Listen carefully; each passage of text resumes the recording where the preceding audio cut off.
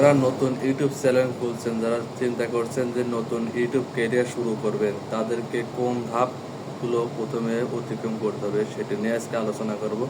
আপনি যদি একদম নতুন ইউটিউবিং শুরু করতে চান, তাহলে আমার এই ভিডিওটা আপনাকে অনুপ্রেরণা সৃষ্টি করবে যে কোথা থেকে আপনি কাজ শুরু করলে আপনার কাজটা অনেক ভালো হবে এবং এগোতে পারবেন।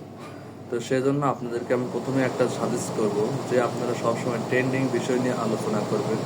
ট্রেন্ডিং বিষয় নিয়ে আলোচনা করলে আপনার ভিডিওটা খুব তাড়াতাড়ি র্যাঙ্কিং ভালো করবে। আর বিশেষ করে ভালো ভালো হ্যাশট্যাগ ব্যবহার করবেন যেগুলোতে ইউটিউবে পপুলার এবং বেশি। যেমন আমার এই সাইটে দেখতে পাচ্ছেন, এইসব হ্যাশট্যাগ ব্যবহার করলে আপনি কিন্তু অনেক দূর এগোতে পারবেন। শুধু তাই নয়, ইউটিউবে ক্যারিয়ার শুরু করার যাত্রা আপনি হয়তো বা একদম নতুন, তাহলে আপনাকে একটু পরিশ্রম করতে হবে। পরিশ্রম ছাড়া আপনি কোনো সময় কিন্তু ইউটিউব ক্যারিয়ার শুরু করতে পারবেন না, মাঝ পথ থেকে আপনি দূরে সরে চলে যাবেন।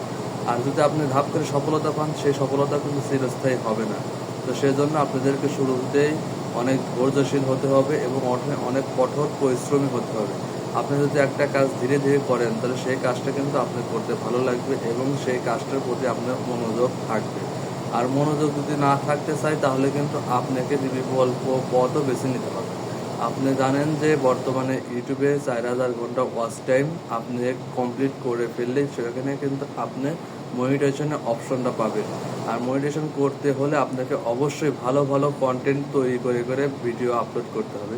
আপনি কন্টেন্টের গঠনমূলক কিছু টপিকস রাখবেন, সেই টপিক্সের দ্বারাই আপনি কিন্তু একজন নতুন সফল কন্টেন্ট ক্রিয়েটর হতে পারবেন এবং ইউটিউবের যাত্রা আপনার অনেক স্বাগত সুফল হবে।